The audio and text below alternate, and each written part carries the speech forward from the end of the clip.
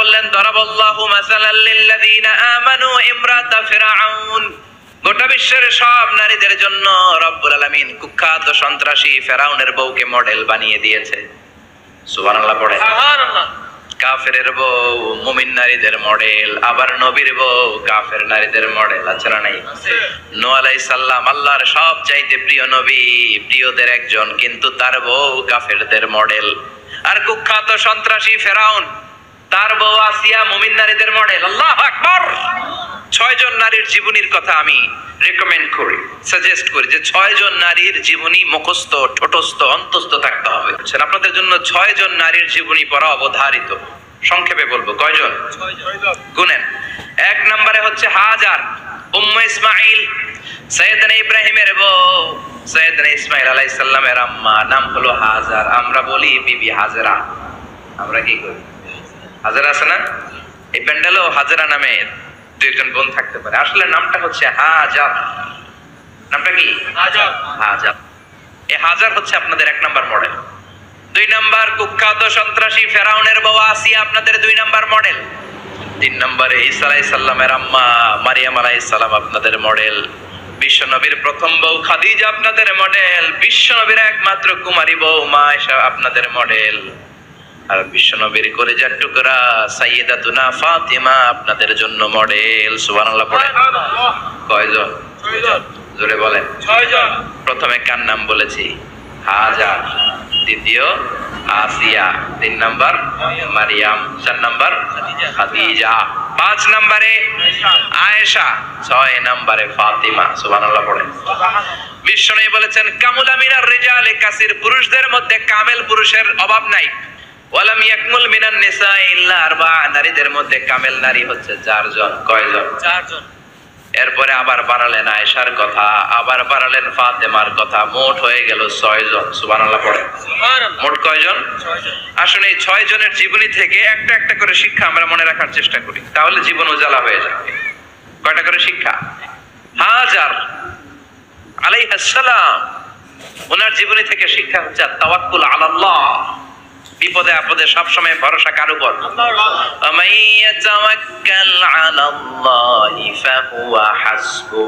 যে ব্যক্তি আল্লাহর উপর ভালো করে তাওয়াক্কুল করে, একমাত্র আল্লাহই তার জন্য যথেষ্ট হয়ে যায়। সুবহানাল্লাহ। সুবহানাল্লাহ পড়ছেন? পড়েন সুবহানাল্লাহ। হাজার আলাইহিস সালাম, ওনার জীবনী থেকে শিক্ষা হচ্ছে আল্লাহর উপর তাওয়াক্কুল।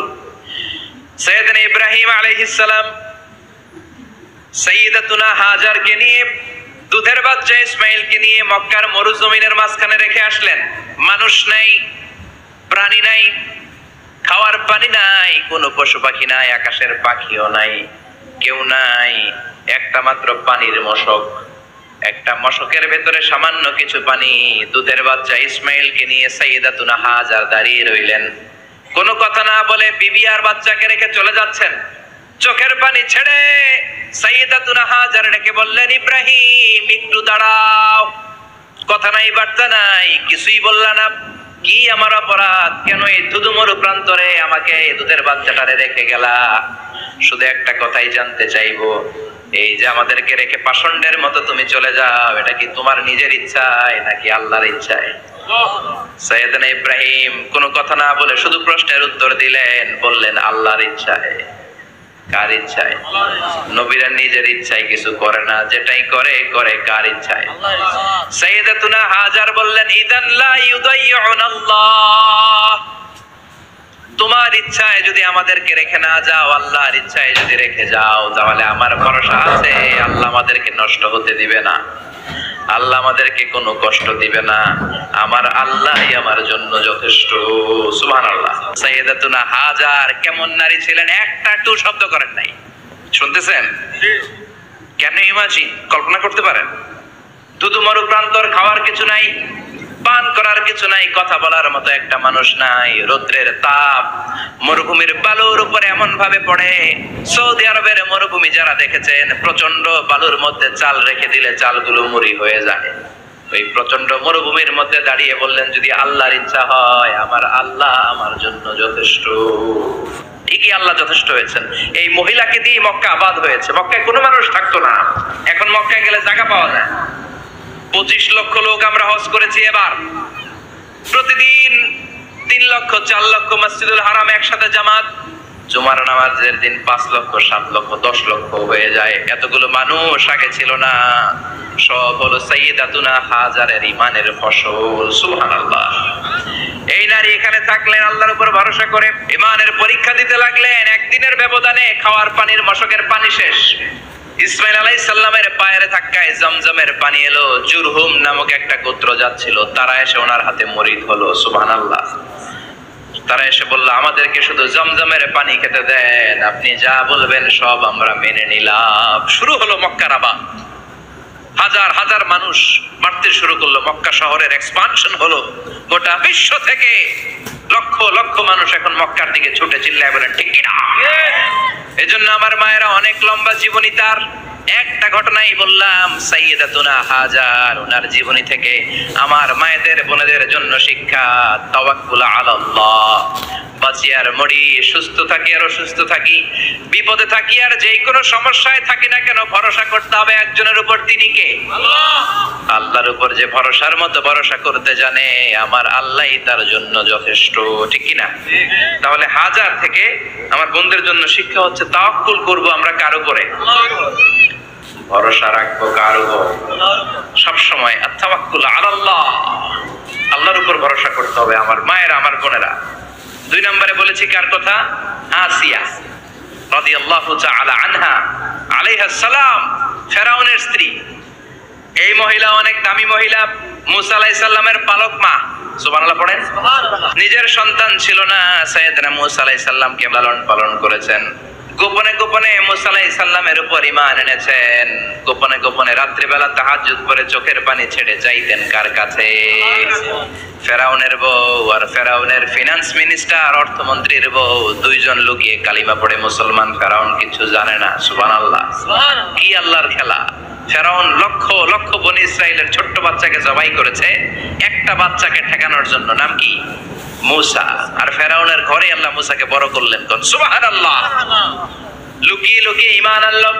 ফেরাউনের বউ আসিয়া, অর্থমন্ত্রীর বউ, 2 জন মিলে ফেরাউনের কাছে ঘটনা পৌঁছে গেল, খবর পৌঁছে গেল। ফেরাউন ডেকে পাঠালো। দুধের বাচ্চাকে নিয়ে ফেরাউনের অর্থমন্ত্রীর বউ হাজির। কুখ্যাত সন্ত্রাসী ফেরাউনের নিজের বউ আসিয়াও হাজির। ফেরাউন বলে, এক আল্লাহর উপর কুফরির ঘোষণা দে, আল্লাহকে ভুলে যা, আমার পায়ের সামনে সেজদা দে, আমি মাফ করে দেব। আসিয়ার এক কথা, জীবন যাবে কিন্তু ঈমান যাবে না। ফেরাউনের অর্থমন্ত্রীর স্ত্রীরও এক কথা, যে আল্লাহর কাছে আমরা মাথা নত করেছি, পৃথিবীর কোন শক্তির কাছে ওই মাথা নত হতে পারে না। ফেরাউন বলল, তাই নাকি? দেখি তোদের ঈমানের পাওয়ার কত বড়। অর্ডার করলো বিশাল বড় পাতিল নিয়ে আসো, কড়াই নিয়ে আসো, কড়াই ভর্তি তেল গরম করতে শুরু করো। টকবক টকবক করে কড়াইয়ের মধ্যে গরম তেল। ফেরাউন বলে, ও অর্থমন্ত্রীর স্ত্রী, তোমারে অনেক ভালো জানতাম, এখনই আমার পায়ের সামনে সেজদায় লুটিয়ে পড়ো, আল্লাহরে ছাড়ো, আমি তোরে ছেড়ে দেব। অর্থমন্ত্রীর বউ বলে, এত সোজা না। সুবহানাল্লাহ বলে। কি ঈমান? ঈমানের পথে অবিচল থেকে আমার মরণ যেন হয়, তোমারই কাছে মিনতি আমার, তোমারই কাছে মিনতি আমার, মহামহিম দয়াময়, ঈমানের পথে অবিচল থেকে আমার মরণ যেন হয়। পড়েন আমি, আবার পড়েন আমি। এক কথা, আল্লাহর সামনে মাথা নত করেছি, কারো সামনে করব না। ফেরাউন অর্ডার দিল, এই মহিলার দুধের বাচ্চাটারে টান দিয়ে আন, টকবক তেলের মধ্যে, কড়াইয়ের মধ্যে গরম তেলের মধ্যে ছেড়ে দে। মায়ের চোখের সামনে দুধের বাচ্চাকে গরম তেলের মধ্যে ছাড়ে। হিসাবটা কি সহজ নাকি? কথা বলেন। চিৎকার দিয়ে মা কেঁদে ওঠে, ছেড়ে দাও। ফেরাউনের নির্দয় অন্তরে দয়া হয় না। দুধের বাচ্চাটারে তেলের মধ্যে ছেড়ে দেওয়ার পরে মুহূর্তের মধ্যে ছেলেটা রোস্ট হয়ে যায়। কিন্তু ছেলেটা হাত উঁচু করে ডেকে বলে, মা ভয় পেও না, তোমরা দেখো টকবগে কড়াইয়ের ভেতরে তেল, আসলে মা এটা আগুন না, এটা জান্নাতের বাগান। ও মা, ফেরাউনের দিকে তাকাস না রে মা, আমার মতো দৌড় দিয়ে তেলের মধ্যে ঝাঁপ দে। আল্লাহু আকবার। ফেরাউনের অর্থমন্ত্রীর বউয়ের ঈমান দ্বিগুণ হয়ে যায়, তিনগুণ হয়ে যায়। সে বলে, ফেরাউন গোটা পৃথিবীটারে এক পাশে করতে পারবি, কিন্তু আমার মাথাটা তোর পায়ের সামনে নোয়াতে পারবি? ফেরাউনের অর্থমন্ত্রীর ওই স্ত্রীকে বাচ্চার পরে ওই তেলের মধ্যে ঢেলে দেওয়া হলো। ওই মহিলাটাও রোস্ট হয়ে যায়। বাকি রইল ফেরাউনের বউ আসিয়া। কি নাম? আসিয়া কিন্তু দৃশ্যটা দেখেছে, চাক্ষুষ মৃত্যু দেখেছে দুইজনের। ফেরাউন বলে, আসিয়া কত অন্তরঙ্গ সম্পর্ক আমাদের, আজীবন কত ভালোবাসা ছিল, কত খুনসুটি ছিল, কিন্তু আমার পায়ের মধ্যে সেজদা দিয়ে প্রমাণ কর তুই আমারে ভালোবাসিস। আসিয়ারও একই কথা, জীবন দিব কিন্তু ঈমান দিব না। ফেরাউন বলল, তোকেও আমি ছাড়বো না, তোকে আমি উলঙ্গ করব। হাজার হাজার মানুষের সামনে আসিয়ার কাপড় টেনে নেওয়া হলো, তক্তার মধ্যে শুইয়ে তক্তার মধ্যে হাতে পায়ে পেরেক মারা হলো। হাতের এই পাশ দিয়ে পেরেক ঢুকে ওই পাশ দিয়ে বেরোয়, তক্তার এ পাশ দিয়ে ঢুকে ও পাশ দিয়ে বেরোয়, ফিনকি দিয়ে রক্ত বের করে। আসিয়া সহ্য করতে না পেরে ডেকে বলে, আল্লাহ, ফেরাউন থেকে তুমি আমারে বাঁচাও। এই দোয়াটা সূরাতুত তাহরিমে আল্লাহ সরাসরি কোট করেছেন, রব্বিবনিলি ইনদাকা বাইতান ফিল জান্নাহ। ও আল্লাহ মালিক, তোমার পাশে জান্নাতে একটা ঘর বানায়া দিও। এরকম একটা সংগীত আছে না নাই? এই সংগীতটা সরাসরি সূরাতুত তাহরিম আসিয়ার দোয়া থেকে কোট করা হয়েছে। পড়েন সুবহানাল্লাহ। মালিক তুমি জান্নাতে তোমার পাশে আমায় একটি ঘর বানিয়ে দিও, একটি ঘর বানিয়ে দিও, সে বিভীষিকাময় মহাদিনে তোমার প্রতিবেশী করে নিও। মালিক তুমি জান্নাতে তোমার পাশে আমায় একটি ঘর বানিয়ে দিও, একটি ঘর বানিয়ে দিও। আল্লাহু আকবার। সেই 5000 বছর আগের দোয়া আজও আমরা তাফসীর মাহফিলে গান বানিয়ে বলি। 5000 বছর আগের কথা আজও আমরা কোরআনের আয়াত হিসেবে পড়ি। আল্লাহু আকবার। কি মাকবুল হয়েছেন মহিলাটা আল্লাহর দরবারে। আল্লাহরে বললেন, আল্লাহ, শুধু তোমার ইবাদতের কারণে আজকে আমার এমন দশা উলঙ্গ হওয়া লাগলো, আমার হাতে পায়ে পেরেক ঢোকা হলো। আল্লাহ, এখন গরম তেলের মধ্যে ছেড়ে দেয়া হবে, তুমি বাঁচাও। আল্লাহ বললেন, জিব্রাইল, আমার জান্নাতটারে আসিয়ার চোখের সামনে তুলে ধর। আমার আসিয়া দুনিয়ার বুকে থেকে জান্নাত দেখে দেখে আমার মেহমান হয়ে আমার কাছে আসবে। আসিয়াকেও গরম তেলের মধ্যে ফেলে দেয়া হলো। দুনিয়ার বুকে থেকে জান্নাতের নমুনাটা দেখতে দেখতে সাইয়েদাতুনা আসিয়া আল্লাহর কাছে চলে গেলেন। পড়েন আল্লাহু আকবার। এজন্য ঈমানের পথে অবিচল থেকে আমার মরণ যেন হয়। পড়েন আমিন। তাহলে আসিয়ার জীবনী থেকে আমার মায়েদের জন্য শিক্ষা হলো, ঈমান ছাড়া যাবে না, বেঈমান হয়ে মরা যাবে না, মাজারে গিয়ে মুশরিকাদের কাতারে নাম তোলা যাবে না। ওই মায়েরা ঈমান কেমন করে রক্ষা করবেন? ঈমান কত বড় দামি জিনিস। ঈমান একজন নারীর মর্যাদা আল্লাহর কাছে কত বাড়িয়ে তোলে। আসিয়ার জীবনে এই শিক্ষাটা আছে না নাই? কথা কম আছে, বোঝা যায়? বোঝা যায়। তাহলে প্রথমে জানলাম কার কথা? হাজারের কথা। হাজেরার জীবনী থেকে শিক্ষা ছিল তাওয়াক্কুল করতে হবে একজনের উপর, তিনি কে? আল্লাহ। আসিয়ার জীবনী থেকে আমরা কি শিখলাম? ঈমান রক্ষা করতে হবে। জীবন যাবে, ঈমান যাবে, জীবন যাবে, ঈমান যাবে। 3 নম্বরে মারিয়াম আলাইহিস সালাম, আজীব একটা মহিলা, স্বামী ছাড়া তার পেটের ভেতরে সন্তান দিয়েছে কে? আল্লাহ। আবার ওনার নামে কোরআনে একটা সূরা দিয়েছে কে? আল্লাহ। কি নাম? মারিয়াম। সূরাতু মারিয়াম। কাফ হা ইয়া আইন সাদ, যিকরু রাহমাতি রাব্বিকা আবদাহু যাকারিয়া। আল্লাহু আকবার। কি সুন্দর সূরা, কি অন্তমিল, কি চমৎকার ঘটনার বর্ণনা। ওনার নামেও সূরা, ওনার ফ্যামিলির নামেও সূরা, ওনার আব্বার নাম ইমরান, মায়ের নাম হান্না বিনতে ফাখুস। ওনাদের ফ্যামিলিটা আল্লাহর কাছে এত প্রিয়, আল্লাহর একটা সূরা দিলেন ইমরানের পরিবারের সূরা। কোন সুবহানাল্লাহ। কোরআনের 3 নাম্বার সূরা, সূরাতু আলে ইমরান। কি নাম? সূরাতু। আবার কোরআনে আল্লাহ ওনাকে বলেছেন সিদ্দিকা, মানে সত্যবাদী নারী। আবার আল্লাহ বলেছেন ওয়ালাইসা যাকারু কাল উনসা, এটা এমন মেয়ে কোন পুরুষ এই মেয়ের মতো হতে পারে? ওনার মা হান্না বললেন আল্লাহ আমার পেটে ছেলে না মেয়ে আমি জানি না, যখন মারিয়াম পেটে, আল্লাহ ছেলে হোক মেয়ে হোক বাইতুল মুকাদ্দাসের খাদেম হিসেবে তুমি কবুল করে নাও। আমার পেটে যা আছে তোমার জন্য মানত করে দিলাম। কিন্তু ভূমিষ্ঠ করার পরে দেখে মাইয়া, ভূমিষ্ঠ করার পরে দেখে কি? মেয়ে। ভাবছিল ছেলে, ছেলে হইলে খাদেম হবে, এখন মেয়ে। আল্লাহ বলে চিন্তা করো না, সাধারণ মেয়ে না, ওয়ালাইসা যাকারু কাল উনসা, এটা এমন মেয়ে কোন ছেলেরাও এই মেয়ের মতো হতে পারে। এই মেয়েকে দিয়ে দেওয়া হলো বাইতুল মাকদাস, one of the major 3 mosques in Islam. ইসলামের সর্বশ্রেষ্ঠ 3টা মসজিদের একটা। এই বাইতুল মুকাদ্দাসের খাদেমা ছিল উনি। মসজিদ ক্লিন করতো আর ইবাদত করতো, ইবাদতে মশগুল হয়ে থাকতো, পাগল পড়া হয়ে থাকতো, চক্ষু বন্ধ করে আল্লাহর কথা স্মরণ করত। মর্যাদা আল্লাহ এত বাড়িয়ে দিলেন, আনসিজনাল যত জান্নাতি ফল সব সামনে এসে হাজির হয়ে যেত। ওনার খালু জাকারিয়া এসে বলতেন আন্না লাকে হাদা, ও মারিয়াম এই ফল তো এই সিজনে ফিলিস্তিনে নাই, পাইলা কই? তিনি বলতেন হুয়া মিন ইনদিল্লাহ, রব্বুল আলামিন জান্নাত থেকে ফলের ব্যবস্থা করেছে। কোরআন সাক্ষী, আন্না লাকে হাদা, কোথেকে এই ফ্রুট পাইলা? আনসিজনাল, এটা তো এখানে নাই। উনি বললেন হুয়া মিন ইনদিল্লাহ, ইন্নাল্লাহা ইয়ারযুকু মান ইয়াশাউ বিগাইরি হিসাব, আল্লাহ এরকম যারে চায় বিগাইরি হিসাব রিজিক দিয়ে থাকে। সুবহানাল্লাহ বলেন।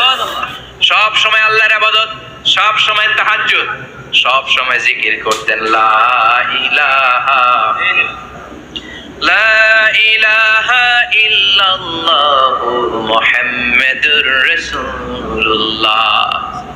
ওনার পুরো জীবনের কোন মুহূর্ত আল্লাহর জিকির থেকে খালি যায় নাই, সব সময় ইবাদতে মশগুল, সব সময় কি? তার মানে মারিয়ামের জীবনে থেকে আমাদের শিক্ষা, আমার মায়েরা বোনেরা ইবাদতে মশগুল থাকতে হবে। কিন্তু দুর্ভাগ্যজনক হলেও সত্যি, আমার বোনেরা জি বাংলা নিয়ে মশগুল থাকে। ওনারা মশগুল থাকে ঠিকই, তবে ইবাদত নিয়ে না। কি নিয়ে? কথা কল। জি বাংলা কি এখনো দেশে চলে? স্টার জলসা এগুলো চলে, কিরণমালা এই সিরিয়াল গুলো চলে।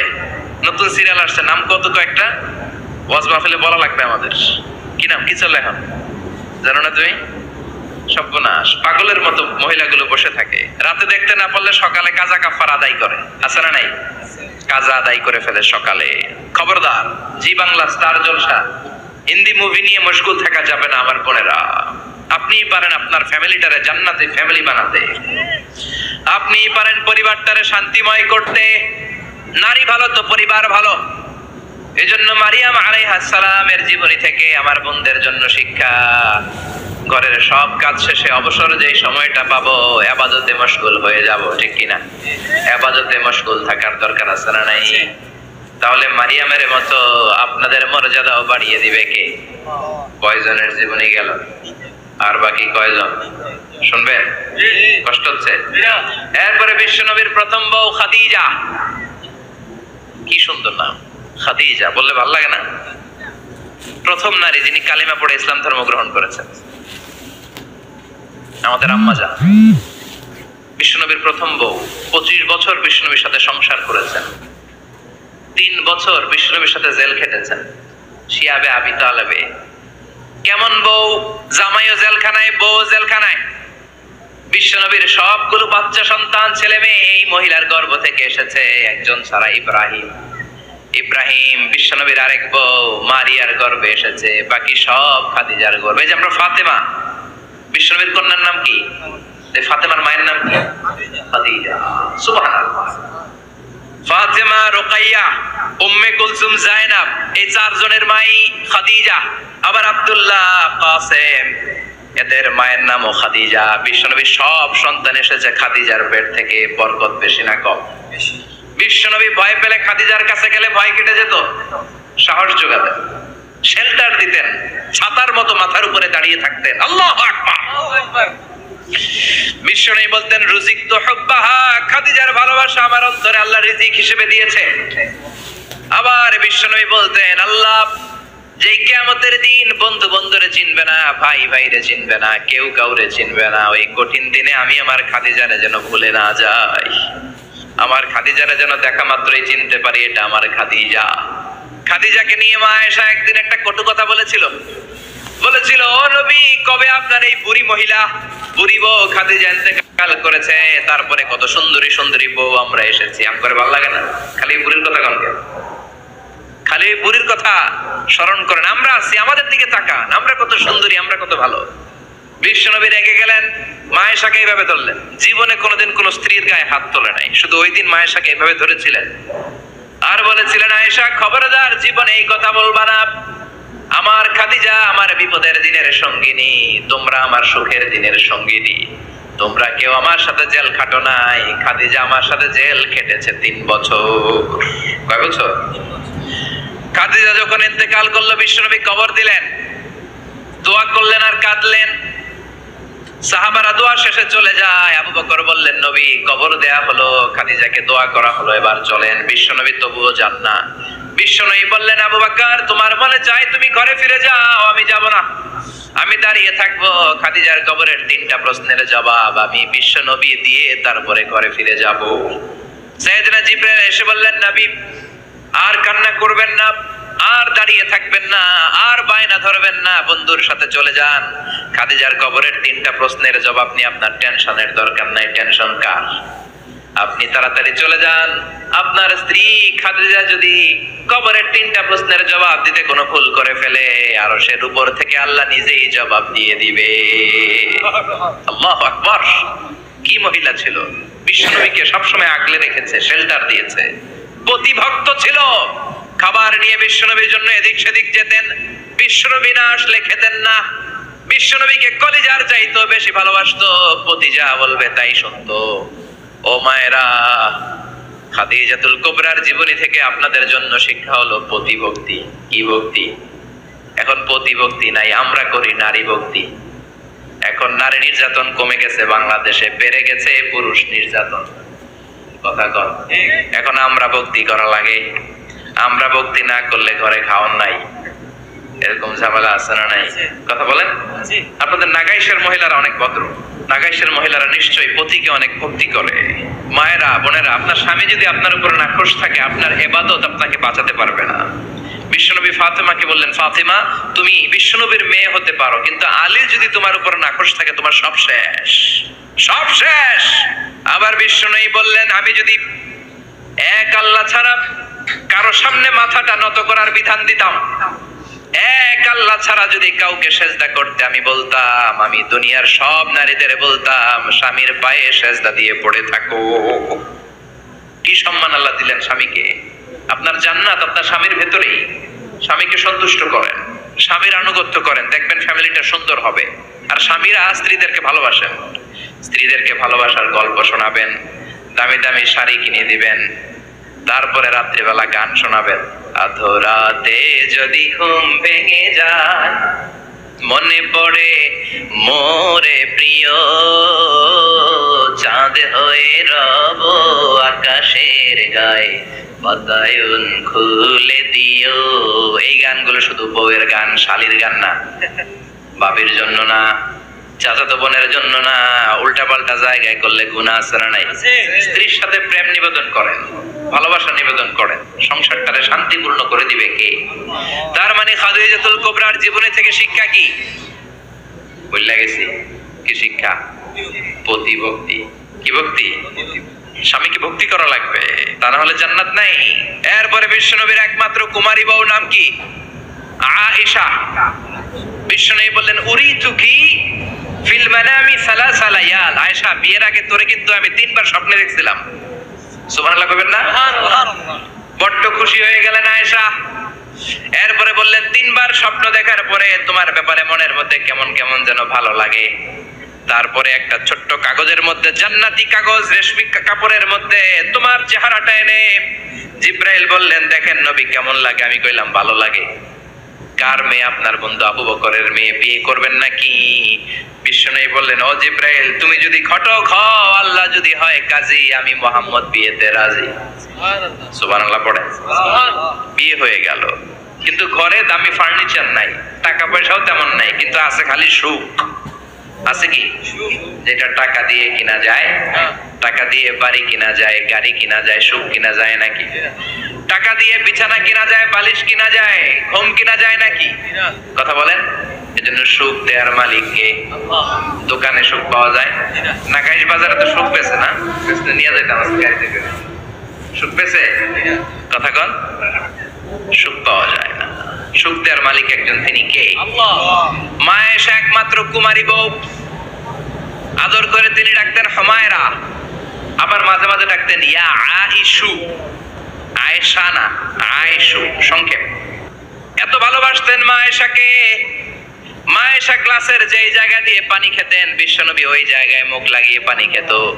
মা আয়েশা গোশতকে হাড্ডি ফেলে দিলে বিশ্বনবী ওই হাড্ডিটা নিয়ে চষতে শুরু করে দিত। সুবহানাল্লাহ।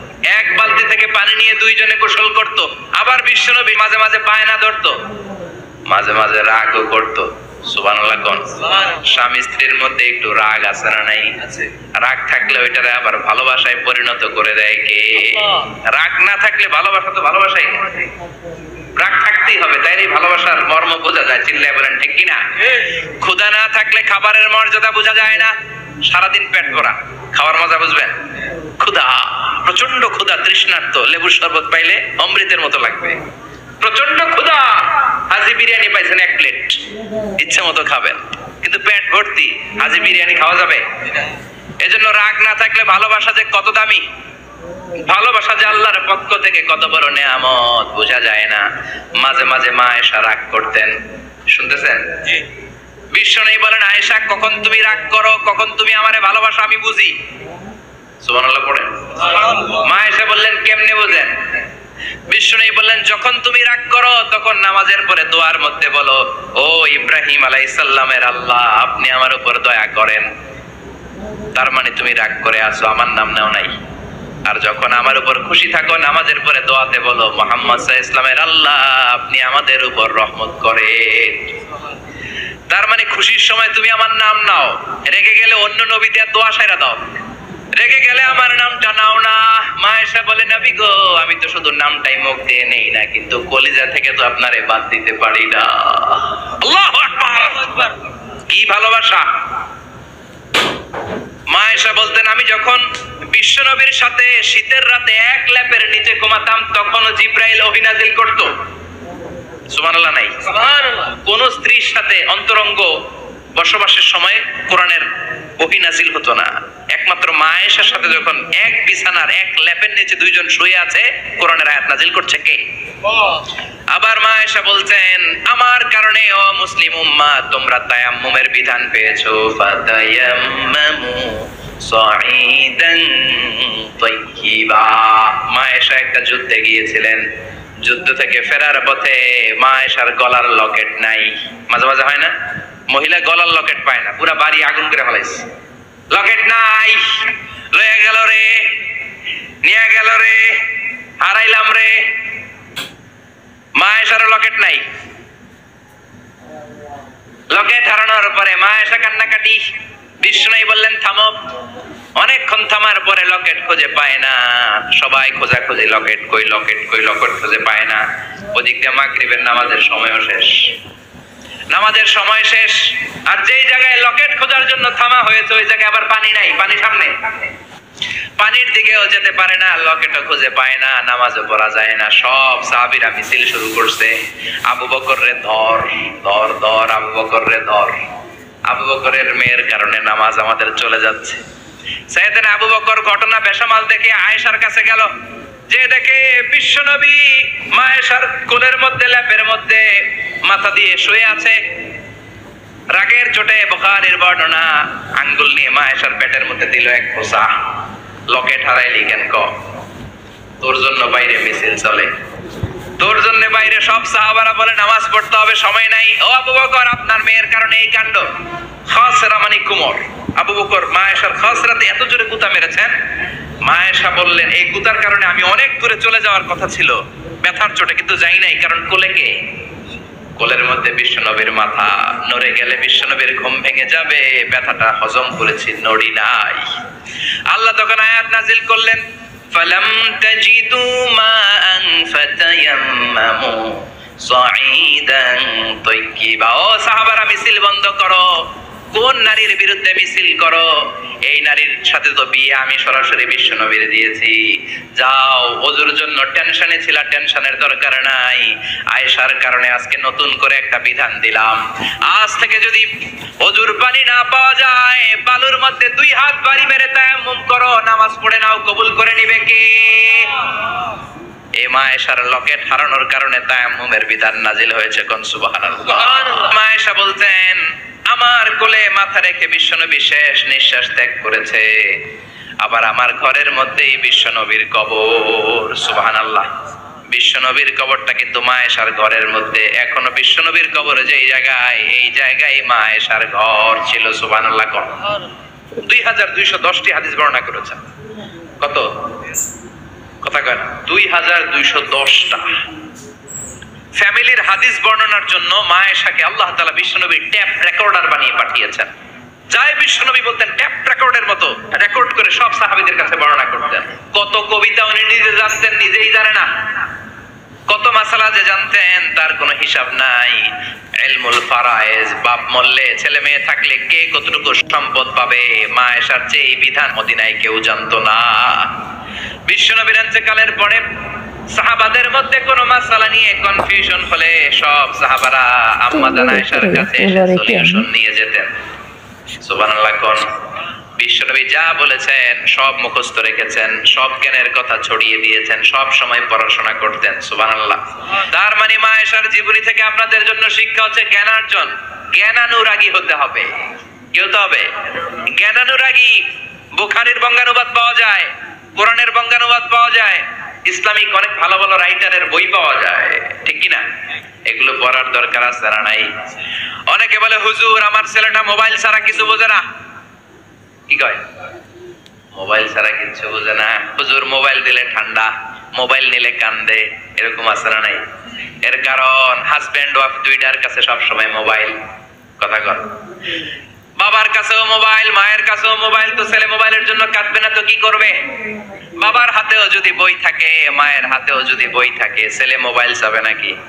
ছেলেও চাবে বই, ছেলে চাবে কি? কথা বুঝতে পেরেছেন? এই জন্য জ্ঞান অনুরাগী হতে হবে মা আয়েশার মতো।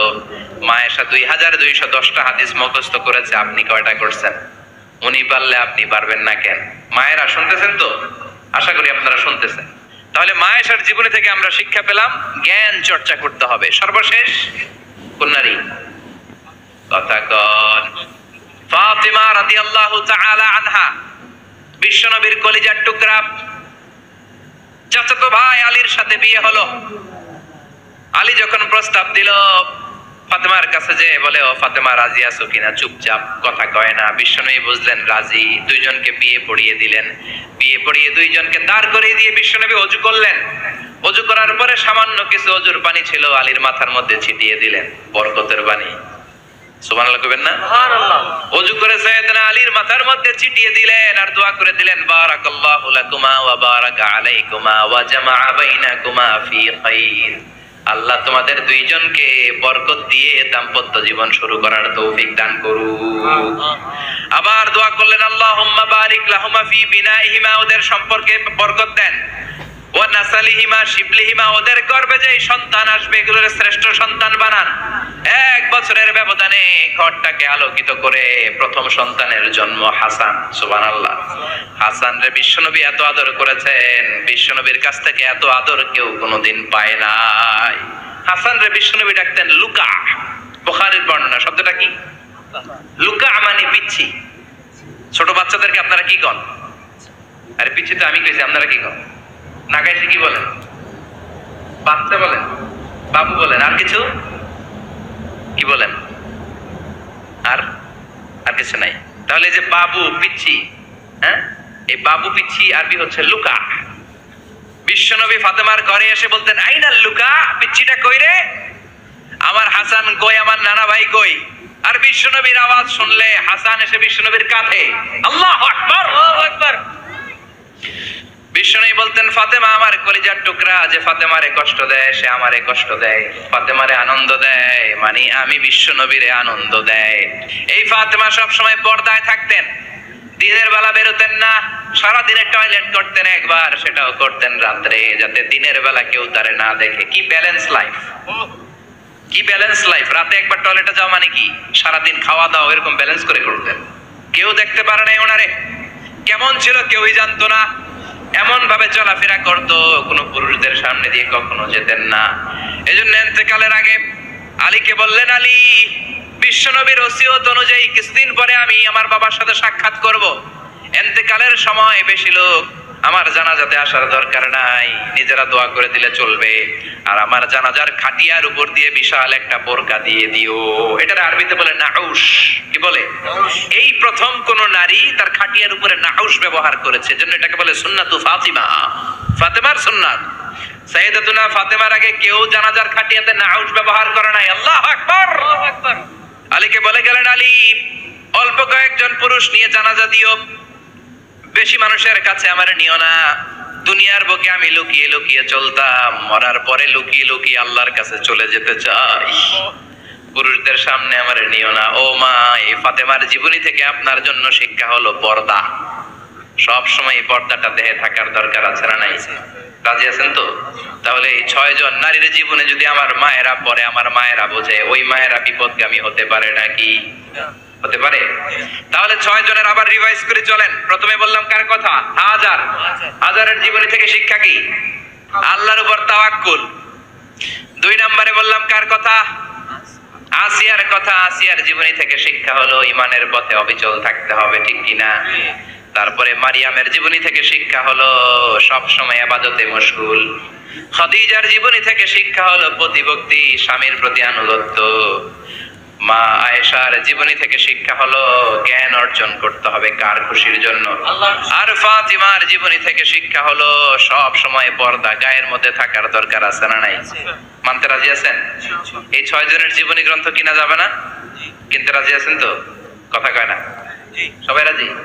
নারীদের জন্য জান্নাতে যাওয়া সহজ, very easy way. Our beloved Prophet Muhammad has prescribed a very easy way to enter the paradise for the women. নারীদের জন্য জান্নাতে যাওয়ার সহজ শর্টকাট। মায়েরা আবার কান খাড়া করেন খরগোশের মতো, শর্টকাট বলে দিয়ে যাই। আল মারআতু ইযা সাল্লাত খামসাহা, বিশ্বনবী ফরমান 4টা কাজ যে নারী দুনিয়ার বুকে করবে, ওই নারীর জন্য জান্নাতের 8টা দরজা খুলে দিবে কে? আল্লাহ। 1 নম্বর, আল মারআতু ইযা সাল্লাত খামসাহা, 5 ওয়াক্ত নামাজ যে মেয়েরা পড়বে, সামাত শাহরাহা, যারা রমজানের রোজা রাখবে, আতাআত বালাহা, স্বামীর আনুগত্য করবে, হাফিজাত ফুরুজাহা, লজ্জাস্থানের হেফাজত করবে। এই 4টা কাজ যে নারীরা করবে, 8টা জান্নাতের দরজা তাদের জন্য খুলে দিবে কে? আল্লাহ। সহজ হয়ে গেল না? মাত্র 4টা। কয়টা? 4টা। আরো জোরে বলেন, কয়টা? 4টা। মাত্র 4টা কাজ। আর কিছু কাজ করতে বিশ্বনবী নিষেধ করেছেন। জামার উপর দিয়ে পারফিউম মেখে যেতে নিষেধ করেছেন মুহাম্মদ সাল্লাল্লাহু আলাইহি ওয়াসাল্লাম। আইয়ুমা ইমরাআতিন ইস্তাআতারাত, যেই মহিলারা পারফিউম মেখে বের হলো পুরুষদের দৃষ্টি আকর্ষণের জন্য, কিয়ামতের দিন জিনাকারিনীদের কাতারে ওদেরকে দাঁড় করাবে কে? আল্লাহ। অনেক মহিলারা আছে ঝাঁঝালো পারফিউম দেয়, আছে না? টেম্পুর মধ্যে বসাই যায় না, না? সিএনজিতে বসছেন, এদিকে বসছে খালাম্মায়, হায় হায়। মায়েরা খেয়াল করে শুনেন, আপনাদের ড্রেস কেমন হবে? নাম্বার 1, আপনার পুরো দেহটা ঢাকা থাকতে হবে। যে ড্রেস পরবেন, you should cover your whole body. শুধু হাতের এই 2 কবজি আর চেহারা খোলা রাখতে পারবেন, তবে চেহারা ঢেকে রাখা উত্তম। একজন মহিলা বোরকা পরছে কিন্তু চেহারা খোলা, তার হেজাব হয় নাই, পর্দা হয় নাই, এটা বলা যাবে? কিন্তু উত্তম হচ্ছে চেহারা ঢেকে রাখা, কারণ চেহারা সৌন্দর্যের রাজধানী। Face is the capital of beauty, ঠিক কিনা? চেহারা দেখলাম তো সব বোঝা গেল, ঠিক কিনা? কেমন মাধুর্যতা আছে, দেখতে কেমন সুন্দরী কিনা সব বোঝা যায়। এজন্য চেহারাটাও ঢেকে রাখবেন, চোখটা খোলা রাখবেন। বিশ্বনবীর স্ত্রী উম্মে সালামা বলে, দেখার জন্য আমার 2 চোখের দরকার নাই, লাগবে 1 চোখ। উনি আরেক চোখের মধ্যে আরেক কাপড় দিয়ে রাখতেন, এমনি তাকাইতেন। সাহাবারা বলতেন, উনারা দেখলে আমরা দিতাম দৌড়, ভয় লাগতো। চোখ একটা দেখা যায় আর একটা খোলা, উনারা দেখে আমরা এদিক সেদিক পালিয়ে যেতাম। আবার অনেক মহিলারা পা ঢাকে না, পা কিন্তু পর্দার অন্তর্ভুক্ত। সব সময় মেয়েরা পা মোজা পরে বেরোতে হবে, পা দেখানো যাবে না। হাদিসে এসেছে শুধু হাত এতটুকু, পা কিন্তু পর্দার অন্তর্ভুক্ত। উম্মে সালামা বললেন, ইয়া রাসূলুল্লাহ, আমরা তো হাঁটতে গেলে অনেক সময় পা দেখা যায়। বিষ্ণু বললেন, তাই? তাহলে এক বিঘত নিচ দিয়ে কাপড় বাড়াও। উম্মে সালামা বললেন, জোরে হাঁটলে তো তারপরে দেখা যাবে। বিষ্ণু বললেন, এক হাত বাড়াও, ধুলাবালি সহ টানবা, তারপরও পায়ের 1 ইঞ্চি দেখানো যাবে। তাহলে ড্রেস কোডের প্রথম নিয়ম হচ্ছে পুরো দেহ ঢাকবেন। 2 নম্বরের নিয়ম, পোশাক ঢিলে ঢালা হবে না টাইট ফিটিং? আরো জোরে বলেন। আছি আমরা এখন জামানায়, লাজ শরম গেছে হারায়, পাতলা শাড়ির বাহার, পাখি ড্রেস লেহেঙ্গা, পোশাক দেখে নারীর লাজে মরে যাই। হায় হায়, আছি আমরা এখন জামানায়, লাজ শরম গেছে হারায়। ঠিক কিনা? লাজ শরমের বালাই নেই। ঢিলে ঢালা হবে, টাইট ফিটিং হতে পারবে না। মোটা কাপড়ের হবে। এই যে আমার জুব্বা দেখছেন, আমি মহিলাকে পোশাক পরে ফেলেছি কিন্তু হেরা পরে না। এরকম মোটা হবে, মোটা কাপড়, কিচ্ছু দেখা যায় না, বাইনোকুলার দিয়েও দেখা যাবে না। আবার ঢিলে ঢালা আছে না নাই? আমরা পুরুষরা যে এটা পরি, এটা দিয়ে 3 মহিলার কাপড় হয়। ঠিক কিনা? কাপড় পরতে চায় না তারা, ওদের পোশাক আমরা নিয়ে নিচ্ছি। তার মানে ঢিলে ঢালা হবে, মোটা কাপড়ের হবে, টাইট ফিটিং হতে পারবে। আবার পুরুষদের পোশাক হতে পারবে। এই 4টা নিয়ম মেনে যে যেই ধরনের পোশাক পরেন, চাদর পরেন সমস্যা নাই, শাড়ি পরেন সমস্যা নাই, ব্লাউজ পরলে ফুল হাতা পরবেন সমস্যা নাই, মেক্সি পরলেও সমস্যা নাই, বোরকা পরলেও সমস্যা নাই, কিন্তু পোশাকটা শালীন পোশাক হতে হবে। কি পোশাক? সবাই বলেন, শালীন পোশাক। পুরুষদের পোশাক পরা যাবে না, কারণ বিশ্বনবী লানত করেছেন ওই নারীদেরকে যেই নারীরা পুরুষদের মতো সাজতে চায়। এরকম আছে না নাই? দেখলে বোঝা যায় না কোনটা ছেলে কোনটা মেয়ে, আছে না নাই? ইসলাম যে মর্যাদা আপনাদেরকে দিয়েছে আর কেউ দিয়েছে নাকি? ইসলাম বলে প্রথম সন্তান কন্যা সন্তান হলে ঘরের মধ্যে বরকত, আছে না নাই? মিন বারাকাতিল মারআতি তাফকিরুহা বিল ইনাস। একটা মেয়ের মধ্যে বরকত বেশি না কম কেমনে বুঝবেন? তার প্রথম সন্তান যদি মেয়ে হয় তাহলে বুঝবেন এই মেয়েটা বরকতওয়ালা মেয়ে। এই মেয়ে আপনার জীবনে অনেক কিছু নিয়ে আসবে। সুবহানাল্লাহ কইতে পারেন না? সুবহানাল্লাহ। কিন্তু অনেক টাকা আইতাছে, মেয়ে হইলে অখুশি হয়। ছেলে হইলে পাড়ার সবারে জিলাপি খাওয়ায়, পাড়ার সবারে মিষ্টি খাওয়ায়, মেয়ে হইলে কিচ্ছু খাওয়ায় না, আছে না নাই? কিন্তু আমরা মেয়ে হলে খুশি হব। কার কার প্রথম সন্তান মেয়ে? হাত তোলেন। হ্যাঁ, অনেকে আছে তো মাশাআল্লাহ, আপনারা অনেক বরকতময়। আলহামদুলিল্লাহ, হাত নামান। আমারও প্রথম সন্তান মেয়ে, তিনটাই ভাইয়া। জান্নাত একটা আমার দিয়ে, তার মানে 3 জান্নাতের মালিক। মাশাআল্লাহ, আল্লাহ বাইরে তুমি কবুল করো।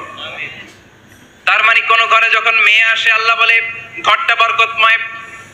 মেয়েটা যখন বড় হতে শুরু করে, মেয়েটা ভাইয়ের জন্য বরকতময়। মেয়ে যখন বিয়ের উপযুক্ত হয়, বাবার জন্য বরকতময়। 2 মেয়ে মানে বাবার 2 জান্নাত, 3 মেয়ে মানে 3 জান্নাত। সুবহানাল্লাহ। আবার যখন স্বামীর কাছে যায়, ইসলাম বলে ওই স্বামী আল্লাহর কাছে সেরা, যেই স্বামী বউয়ের কাছে সেরা। বউ যদি আপনারে ভালো বলে আপনি আল্লাহর কাছে ভালো, বউ যদি খারাপ বলে আপনি আল্লাহর কাছে খারাপ। তার মানে ব্যালেন্স করেছে ইসলাম। স্বামীরও আনুগত্য করতে বলেছে, আবার স্বামীকেও বলেছে স্ত্রীকে ভালোবাসতে। ঠিক কিনা? কথা বলেন। এবার আরেকজনের স্ত্রী, ইসলাম বলে তোমার হাত যদি বউয়ের হাতের সাথে মিলাও, 2 হাতের সগীরা গুনাহ মাফ করে কে? স্ত্রীর দিকে যখন তাকাও, তোমার চোখের সগীরা গুনাহ মাফ করে কে? প্রতি মাসে মাসে স্ত্রীর কাপড় চোপড় আর কসমেটিক্স কেনার জন্য যে টাকাটা দাও, এই টাকাটা সদকা হিসেবে কবুল করবে কে? এবার এই মহিলা গর্ভবতী, ইসলাম বলে সন্তান ভূমিষ্ঠ করতে যে যদি কোনো মা ডেলিভারি কেসে হসপিটালে মারা যায় কিংবা বাসায় মারা যায়, কিয়ামতের দিন ওই মহিলাকে শহীদদের কাতারে দাঁড় করায় দিবে কে? বাচ্চা ভূমিষ্ঠ করতে যে শাহিদা, শহীদদের কাতারে। আর সুন্দর মতো যদি আসে, আল জান্নাতু তাহতা আকদামি উম্মাহাতিকুম, মায়ের পায়ের নিচে সন্তানের বেহেশত, আছে না নাই? জোরে বলেন। এজন্য ইসলাম বলে খবরদার, মায়ের মর্যাদা সবচেয়ে বেশি। এক সাহাবী বললেন, ইয়া রাসূলুল্লাহ, কার সাথে ভালো আচরণ করব? বাবার সাথে নাকি মায়ের সাথে? নবী বললেন মায়ের সাথে। এরপরে মায়ের সাথে, তারপরে মায়ের সাথে, তারপরে কার সাথে? তারপরে তোমার পিতার সাথে। মায়ের মর্যাদা কয় গুণ বেশি? ওগো মা তুমি এই ধরনের শ্রেষ্ঠ নিয়ামত, তোমারই পদতলে রয়েছে জান্নাত। ওগো মা তুমি এই ধরনের শ্রেষ্ঠ নিয়ামত তোমারই পদতলে রয়েছে জান্নাত। সুবহানাল্লাহ। আমি বলি আমাদের পায়ের নিচে থাকে মোজা, জুতা আর বালু, আর মহিলাদের পায়ের নিচে জান্নাত। এই পৃথিবীটারে 1000 বার বিক্রি করলে জান্নাতের একটা চেয়ারের দাম হবে না। সুবহানাল্লাহ পড়ে। আর যেই জান্নাত মায়ের পায়ের নিচে পড়ে আছে, ওই পায়ের দাম বেশি না কম? বেশি। এজন্য মায়েদের সাথে ভালো আচরণ করতে হবে। ইসলাম নারীকে দিয়েছে ইবাদতের অধিকার। নারীরা যদি মহিলা সমাবেশে যেতে চায়, কোনো পুরুষ বাধা দিতে পারবে? নারী যদি মসজিদে নামাজ পড়তে যেতে চায়, বাধা দিতে পারবে? নাগাইশি কি আছে মহিলাদের নামাজের জায়গা? করেন নাই আপনারা? করেন, আস্তে আস্তে করেন, আস্তে আস্তে করতে হবে। তারা অনেক সময় বাইরে বের হয়, বাসায় আসতে আসতে নামাজের সময় হয়ে গেছে, কই পড়বে নামাজটা? মসজিদে সুযোগ করে দেন, মসজিদে পড়বে। তবে ঘরে পড়া উত্তম, ঘরে পড়লে বেশি সওয়াব। সুবহানাল্লাহ। তার মানে ইবাদতের অধিকার ইসলাম নারীকে দিয়েছে, শিক্ষার্জনের অধিকার। আপনার ছেলেকে স্কুলে পাঠান, শুধু ছেলেকে নয়, আমরা বলি আপনার ছেলেকেও পাঠান, মেয়েকেও পাঠান, ঠিক কিনা? আপনার ছেলেকে মাদ্রাসায় পাঠান, মেয়েকেও পাঠান। শিক্ষা সবার জন্য। বিষ্ণু বলেছেন আল্লিমু বানাতাকুম সূরাতান নূর, তোমরা তোমাদের মেয়েদেরকে সূরা নূর শিখাও। কোন সূরা? কথা কন। ও আমার মায়েরা, আপনাদের জন্য রব্বুল আলামিন সব হকের কথা সূরাতুন নূরে বলেছে। আল্লিমু বানাতাকুম সূরাতান নূর, তোমরা তোমাদের নারীদেরকে সূরাতুন নূর শিক্ষা দাও। ও আমার মায়েরা, আজ থেকে সূরাতুন নূরের অর্থ পড়বেন, তাফসীর পড়বেন, ঘরটারে বরকতময় করে দিবে কে? আপনাদের আছে মহারণার অধিকার। বিয়ে করলে পুরুষ মহারণা পাবে না, দিবে। কিন্তু আমরা এতগুলা টাকা নিয়ে আসি, টাকায় আছে না নাই? সারা জীবন মেয়েটারে লালন পালন করলো, একটা মেয়ে হলো একটা বাবার কলিজা। মেয়ে দিয়ে দিল মানে বাবা কলিজা ছিঁড়ে দিল, আর কি চাস? টাকা। ফকির কোথাকার। খবরদার, বিয়ের মধ্যে 1 টাকা যদি তুমি যৌতুক খাও, কিয়ামতের দিন আল্লাহ তোমারে ছাড়বে। যৌতুকের সাথে ইসলামের কোনো সম্পর্ক? যৌতুকের সাথে সম্পর্ক? যৌতুক খেলে ডবল গুনাহ। যৌতুক খাওয়া ততটা অপরাধ, কুকুরের গোশত খেলে যত অপরাধ, এর চেয়ে বেশি অপরাধ। কুকুরের গোশত খেলে 1 গুনাহ, হারাম খাওয়ার গুনাহ। যৌতুক খেলে 2 গুনাহ, 1 হারাম খাওয়ার গুনাহ, 2 শ্বশুর বাড়ির উপর জুলুম করার গুনাহ। চিল্লা এখন ঠিক কিনা?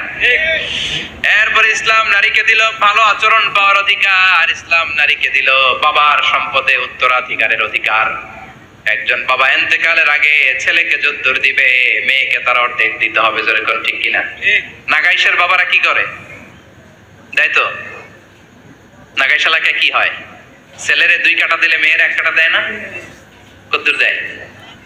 দেয় না। হ্যাঁ, টাকাই। ওই যে কয় টাকাই। আবার কই সুবহানাল্লাহ। নাউজুবিল্লাহ কও বেটা। ছেলেকে যদ্দুর দিবেন, মেয়েকে অর্ধেক।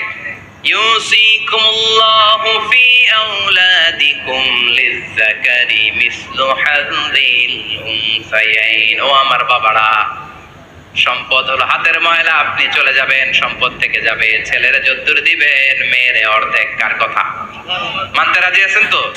একজন প্রশ্ন করেছে যে অনেক মেয়েরা ডিজাইন করা বোরকা পরে, এত ডিজাইন করে যে তাকিয়ে থাকতে মনে চায়। মানে বোরকা পরার কারণে আরো বেশি তাকায় থাকতে মনে আছে, এরকম ঝামেলা আছে না? নাই না। এরকম ঝিলিমিলি বিভিন্ন ধরনের ডিজাইন করা, অতিমাত্রায় ডিজাইন, যেটা মানুষের দৃষ্টি আকর্ষণ করতে পারে, এরকম বোরকা পরা যাবে না। বোরকা হতে হবে ঢিলে ঢালা, বোরকা হতে হবে মোটা কাপড়ের, বোরকা হতে হবে আপনার সেফ গার্ড। ওই বোরকায় যদি আপনার সর্বনাশের কারণ হয়, তাহলে তো এই বোরকা দিয়ে কোনো লাভ নাই। চিল্লা এখন ঠিক কিনা? আসসালামু আলাইকুম রাহমাতুল্লাহ। আমার বোনেরা, আপনাদের জন্য যা বলেছি কিফায়া, নাকতাফি বিহাদাল কদর, এতটুকুই আমি যথেষ্ট মনে করি। এজন্য 6 জন নারীর জীবনী আমাদেরকে জানতে হবে। আমাদেরকে হেজাব পালন করতে হবে আমাদের সিকিউরিটির জন্য। ইসলাম আমাদেরকে যে অধিকার দিয়েছে কেউ দেয় নাই। ইসলাম যে বিধান দিয়েছে আমাদের ভালোর জন্যই দিয়েছে, ঠিক কিনা? আল্লাহ আমাদের সবাইকে কথাগুলো বুঝার ও আমল করবার তৌফিক দান করুক। আমরা পড়ি আমিন।